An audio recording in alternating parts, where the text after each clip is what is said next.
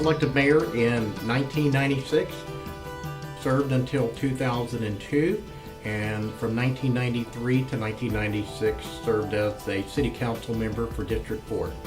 During 1995, believe it or not, but the mall was finally being developed. I'm sure everyone in the area saw signs coming soon for 20 years. And actually in 1995, the mall development was moving forward. It's probably one of the first city partnerships with Sugarland Properties in regards to additional dollars that the city was willing to put into the mall project to improve their parking lot and certain other facilities. And the goal was to make sure that the mall was a first-class mall compared to other malls in the area. And the city also partnered in terms of providing police protection and security. We wanted to make sure that the mall would be a safe place. It would be a place where people wanted to come and shop and spend their dollars. I was elected as mayor in 2008 and served to 2016 when I was term limited. So at that time I had previously served 9 years on city council and actually served the first year when Mayor Hrbacek was elected when he became mayor. So the agreement had already been done. The mall at that time had already been constructed.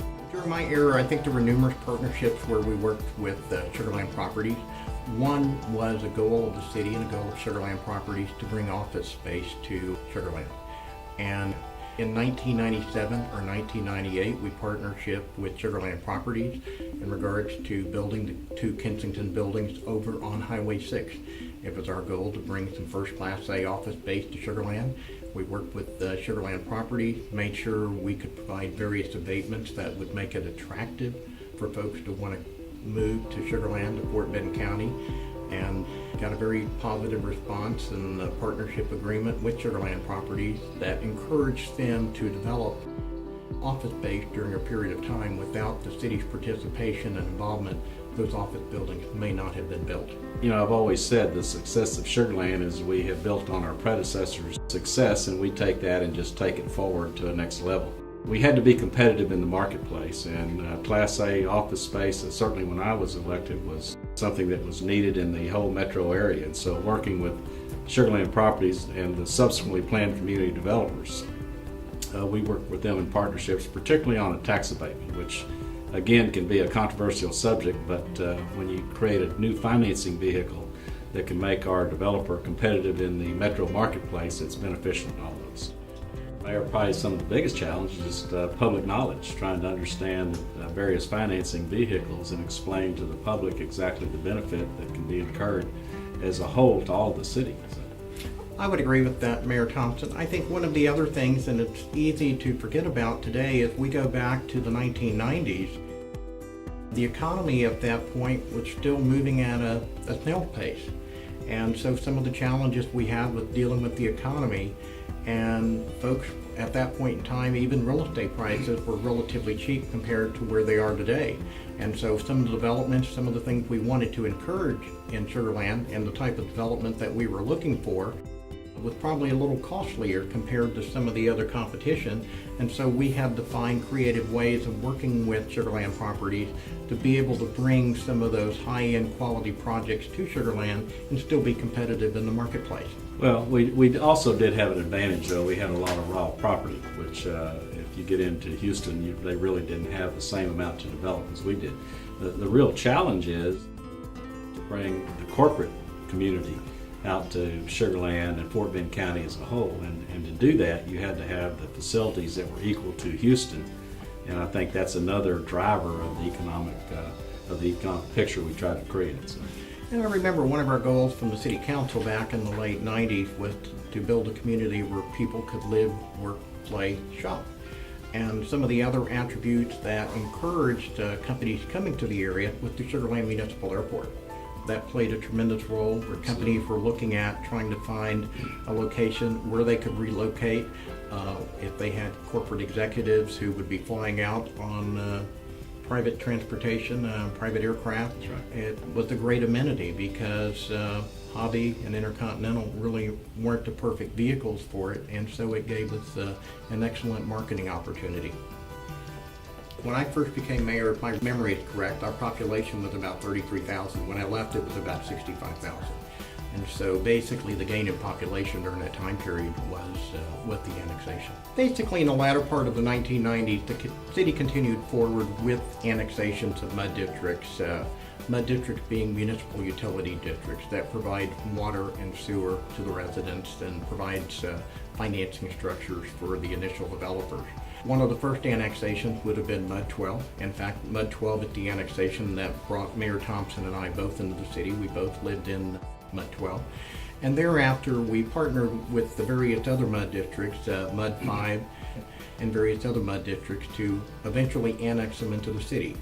And from a city standpoint, our focus was the planning opportunity of working with the mud districts to find a process that was a win-win for the city and a win-win for the mud district, primarily from a financing standpoint. We needed the mud district tax rates to reach a level to where it became attractive for individuals within the mud district to want to be annexed by the city.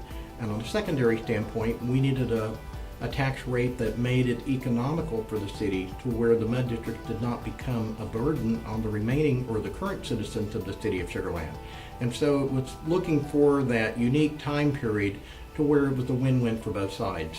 From a financial perspective, the city planned hard in terms of providing personnel and infrastructure, so when it absorbed a municipal utility district into the city, day one we were able to provide full city services.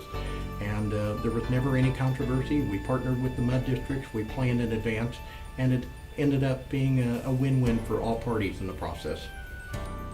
My family and I moved to First Colony in 1978. And so there, about 2 years afterwards, I was elected to Mud 12, which is the mud that Mayor Hrbacek's referring to, which really encompasses the heart of First Colony at that time.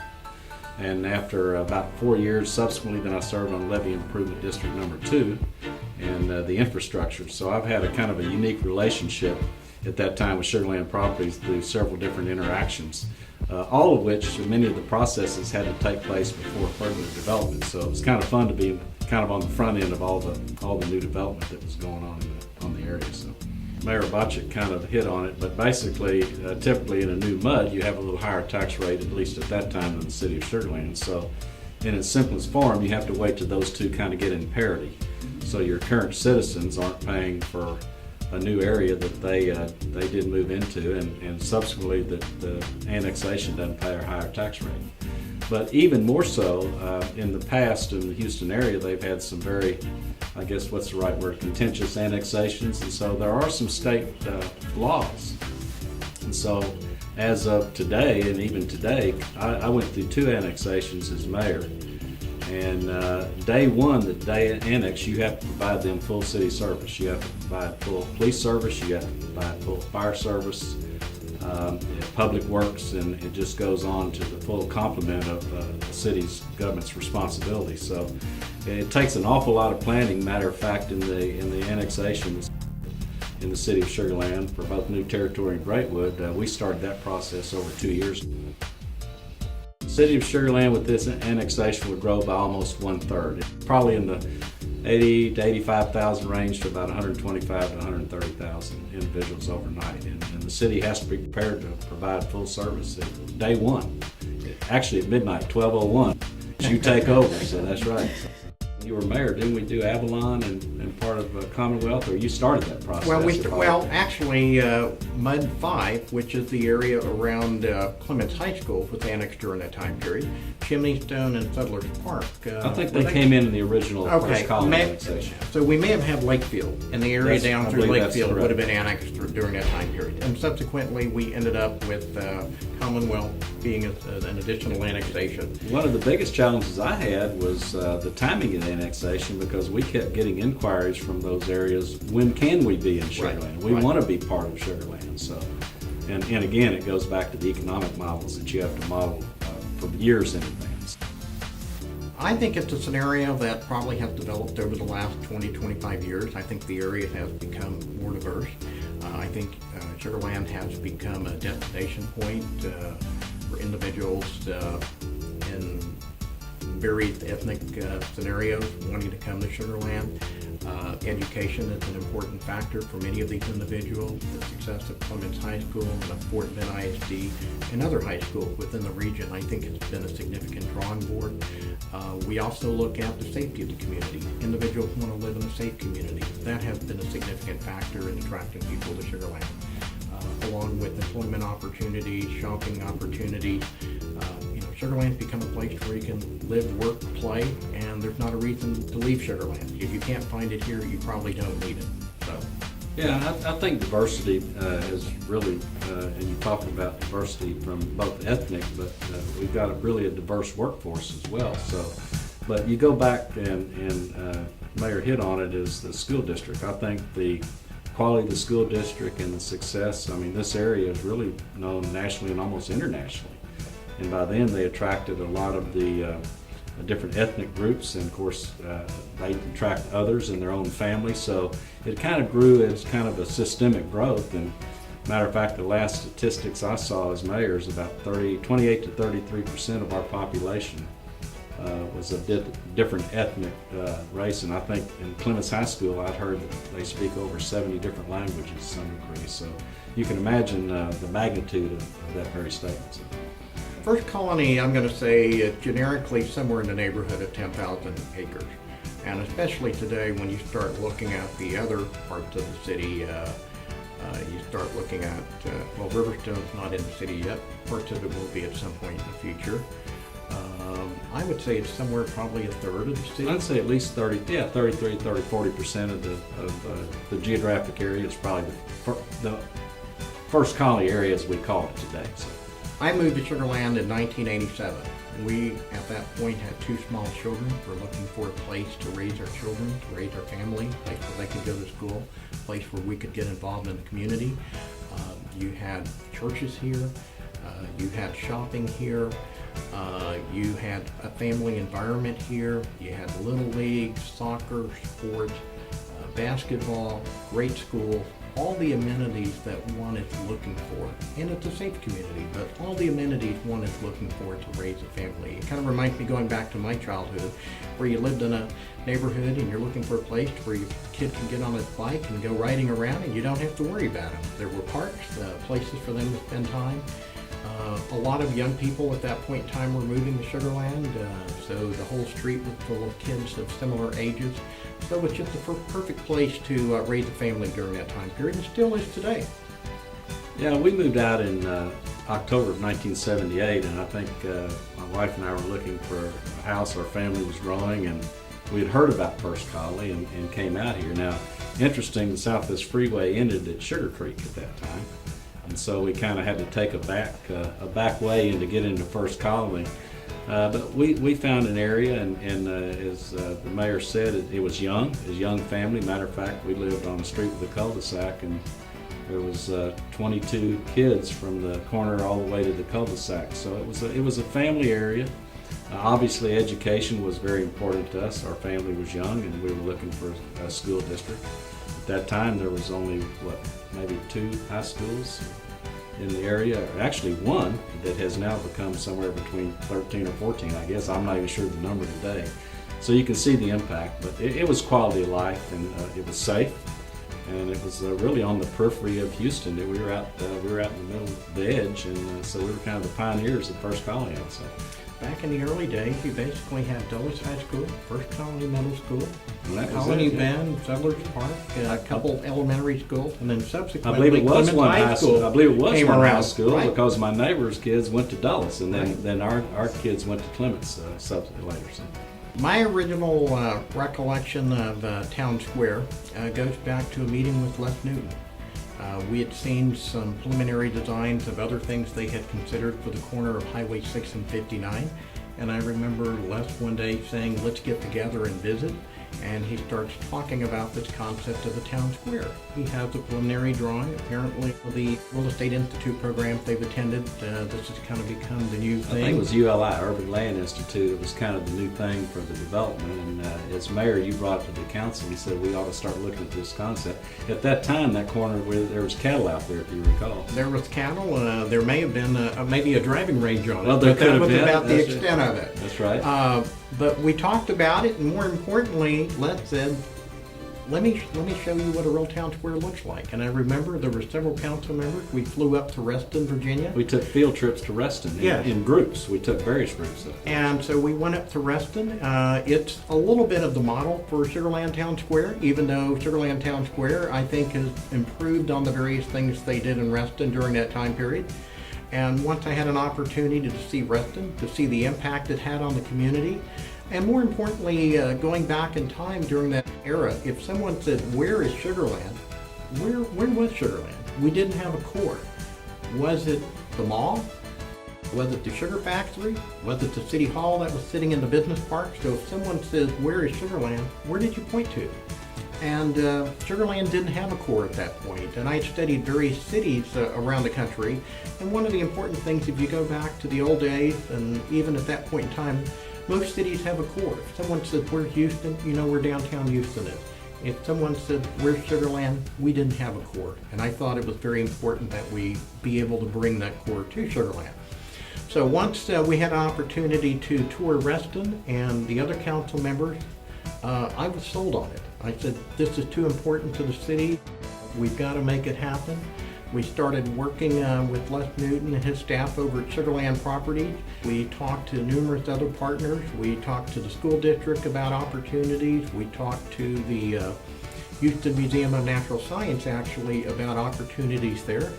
We looked at having an IMAX theater within the facility. So it went through several generations of scenarios. One of the financing scenario we looked at was a concept called the TERS that allowed you to keep local dollars that were being generated locally versus sending it to the state.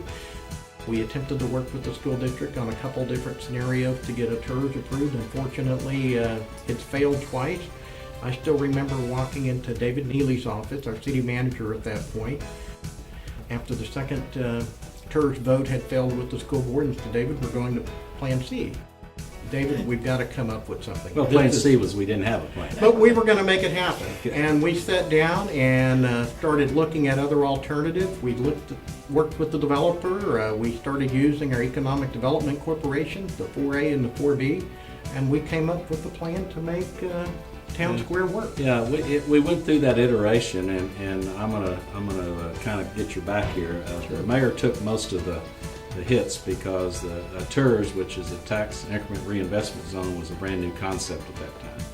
And there was a lot of public discussion. I believe there was a local newspaper that gave you a pretty hard time about it.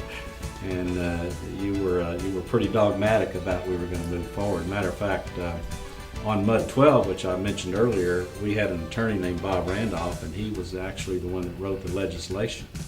And by invitation, he came out and educated the full council and made us comfortable with the concept. But, you know, another big challenge that we had at that time was, if you remember, was the hotelier. Yes. We were trying to find a name brand hotel. We had worked with a developer and then had to find a branding. And it was a pretty hard sell to convince a major chain to come out to the suburbs and build a hotel out here in the middle of a field for a vision. And that was, I remember that process. Actually, in the city, we created another corporation that the mayor and the city council became the business development, if you recall. And we were the ones that went through the financing vehicle to make that happen. But I remember either the financing and the hotel was our two biggest challenges, and that's what kind of put us over the fence. Right, I agree. And I remember we had one consultant working with us on the hotel, and at one point he showed up and says, "You'll never find anyone." And my comments were, "It's time to fire him. Let's continue working That's on right. it." And you didn't get the answer you're looking for. No, and we continued working on it, and it took us probably 2 years. You know, some of the challenges when it finally came about, number one, the Sugar Land Marriott was the first full-service hotel to be built in the entire Houston market in over 20 years. So the last full-service hotel had been built back in the late 70s. So that was number one. Well, we'd just gone through a pretty significant economic downturn in the 80s, and so it was a real challenge for everyone at that time. It was. And then the concept of having a public-private partnership to where the city would play a role and own the conference center or convention center to make it a reality. And there were certain requirements that the city had. One was concept of a 10,000 square foot ballroom at that point in time. And when it was built, it was the third largest ballroom in the city of Houston. So that became a challenge. And then lastly, we had 9/11 that came into play. We had the groundbreaking on Town Square approximately 10 days, 2 weeks after 9/11. I remember on the morning of the groundbreaking, it was going to happen that afternoon. We're still sitting in a conference room with Amity Bank and the hotel developer still Trying to convince negotiating them the not deal. to pull out. That's Well, right. that was the concern, but we were still negotiating the deal at that point. Yeah. And we're like, we got a groundbreaking at 1 o'clock. We got to get this done. You know, but everything came together. And going back to the hotel, we talked to a couple different developers. We traveled around the country to look at the hotel developer that subsequently got the project, Stormont Trice, looked at some of their other projects. They had a great track record in other parts of the country, and we're very fortunate we found the developer we did for the hotel. Absolutely. I'm going to talk a little bit about City Hall. I guess my view was, if you look at small Texas towns, what do you typically see Well, I'm going to in let your you tell the downtown story, arena? then I'm going to tell them the truth. So. Okay. When you look at small Texas towns, what do you typically see? Either your city hall or your county courthouse. And I think that was integral and very important for Sugar Land Town Square. Now, we had certain council members and others that maybe didn't perceive that should be the location for Sugar Land City Hall. I remember one resident calling once. He called and he complained to me that he did not want City Hall in Town Square. It's not where it belonged. It should not be there. My gosh, he wanted to come to City Hall and complain about it. And his next question was, where is City Hall? So that's a little bit of the attitude and the mentality we dealt with. But we worked with the developer. The developer actually donated the land for City Hall. The city did not have to pay for the land that the City Hall sits on. We've got a beautiful square in front of City Hall that can be used for various activities, festivities for the community. I've always viewed, and fortunately we finally got the support from City Council to build a City Hall in Town Square once the project moved on. And now I'll let Jimmy give you the real story. Well, what the real story is that you got to remember Sugar Land was still a pretty small community at that time, and there was, matter of fact, even one of our former mayors that was against having a city hall any place but close to the Imperial Sugar Refinery. So when we actually started looking at the original plans, there seemed to be that hole there that had no plans, and everybody kept saying, what is that? And you eloquently deferred the question and said, well, we'll look at that project later. But you know, the other challenge, and it's even still resonating today, is residential. If you recall, we had a residential component in Town Square. It was originally supposed to be lease, and then it went to condos, then it went back to lease, and so it's gone through several iterations based on the economy. Even during the development phase, if I recall, we kept going back and forth. So, and even that subject today is it still comes up in the city of Sugar Land as residential and mixed-use development. So it's kind of on the forefront of that discussion as well. So there was even we had several council members opposed to the initial department development in That's Town right. Center. That's right. And so that was definitely a burning issue in terms of the number of apartments. And we had a developer who indicated from a financial standpoint and feasibility, we can only absorb so much office space. There's got to be a use for some of the remaining space, and a potential quality use or good use for that space would be apartments at that point, that subsequently converted into condos before they were ever built, or ever sold, I should say. My comments on Town Square really is between the development community, Sugar Land Properties, and actually one of the benefit of that organization is that whole group lived in Sugar Land. Their kids went to school here, so it's a developer that we had a lot of confidence in and comfort in. But between them and the vision of Mayor Hrbacek and the political capital that he took to do that, and then it kind of became iconic. I mean, I can tell you, Mayor, even during my tenure, other companies or other cities were still coming and looking at the success of that for their own cities. So even today, it's a tribute to that particular era, city of Sugar Land. One thing I think it's so important is we've got to give credit to Les Newton and his staff. Absolutely, their whole staff. So. The entire staff, after the two, let's say, defeats with the school district, they were looking for some direction and almost considered moving in a different direction. And I've got to give Les absolute credit for hanging in there, having trust and faith in the city, and giving us an opportunity to work with them, find a financing structure that would work for the public infrastructure. And without Les's commitment to the community, hopefully trust in the city at that point in time, Town Square would not have become a reality, because any other developer at that point would have just developed it in something else. It could have been a Walmart shopping center, it could be a Costco. I tell folks all the time, if you think this just happened by chance, go look at the corner of I-10 and Highway 6 and see what sits on that corner. So fortunately, we had a developer that hung in there and that had the vision and the intellect to be willing to hang in there and move forward with it. And that, I believe, has had a substantial impact on our city. Not only that corner, but the surrounding development in terms of what has taken place, whether it's the area where Target is, where Fuller is, but that entire corridor that was undeveloped at that point in time. It set the stage and it set a precedent. I hate to tell you, but no, I haven't taken a photo, but I have to comment on the other statute. I know the one that's in the water. I know there were comments in the past that that's Les and I pulling Town Square out of the ditch. It's really what the reality is. Everyone thinks it's what Stephen F. Austin crossing the Brazos, but that's pulling Town Square out of the ditch and making it happen. That's a great statue, and in the City Hall, which I had the privilege to serve in, my office overlooked the Town Square. And every time I had, we always have a lot of elementary kids come through and everything, I'd make them all stand at the window and tell them the story of the statue. But what most people don't realize is the whole history of Fort Bend County is in that square, modeled by date in the Brazos River. So they thought it was great to be in the mayor's office until the teacher made them go out and read the history of Fort Bend County walking backwards, and then they didn't think it was so much funny anymore. So that's right. So. Well, I'm proud of the city for what it's accomplished during that era. I wouldn't refer to it as a legacy because it wasn't me. It took all of the council members, Mayor Thompson, everyone else who worked on this project, our staff. It took a fantastic developer.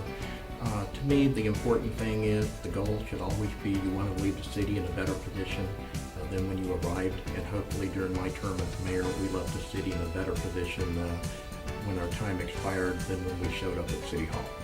I think we build on our predecessors' success and opportunities. During my tenure as council, I learned a lot from Mayor Hrbacek, and I tried to emulate a lot of the things that I learned during my tenure.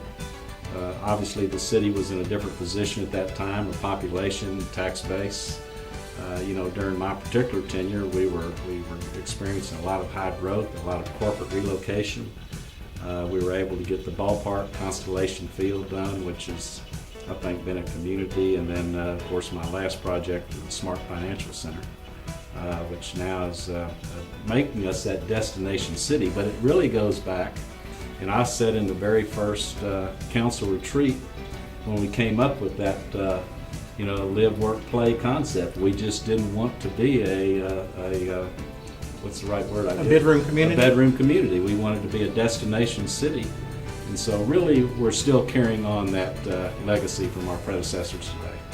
Mayor Thompson has done a fantastic job of doing some heavy lifting. The concept of getting Constellation Field up and running, that's not an easy task. You're bringing a lot of different variables to the starting line at the same time. And I think secondarily, the concept of a Smart Financial Center. Going way back, we talked about the concept of having some type of entertainment facility.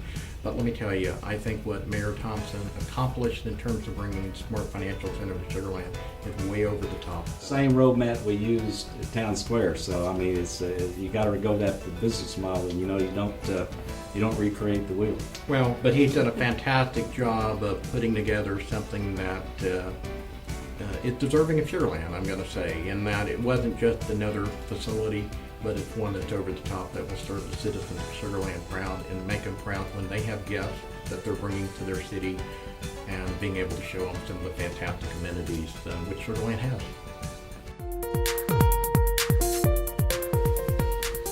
I think it's a pretty forward-thinking community. I think it's very business-orientated, and you have to look at a lot of people for the success. And I think when you start looking at that, I think we still have a future ahead of us. We're not even sure. I mean, we're looking at new corporate relocations right now.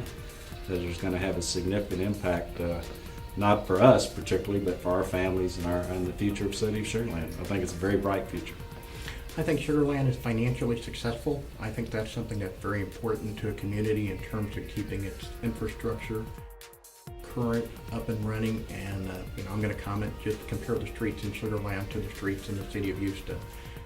When you look at the new facilities, whether it be Constellation Field, a Smart Center, a Town Center, it's a city that's attractive not only to, let's say, folks our age, but young people who want to come to Sugar Land. They have a place to hang out. They have a place to be active, get involved in the community. We have a place for growing families in terms of our parks and the infrastructure that was built through the years. So I think Sugar Land still has a very bright future ahead of it.